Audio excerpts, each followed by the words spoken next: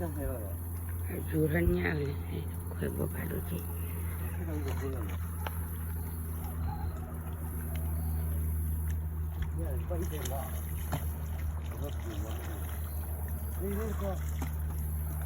เล่ๆก็ทุบเลยก็ดักเห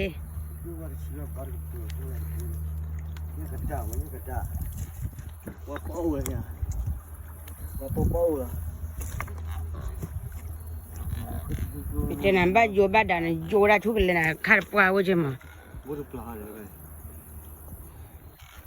เป็นมหากรที่พวกโลอย่างเดียวมั้ง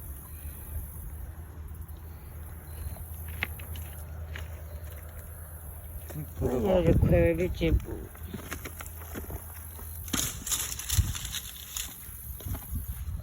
นี่ขี้บัววิ่งนี่ปุ๋ยตาปูเลยตาปูดูเจ็บเนี่ยคนนี้เป็นตาบัว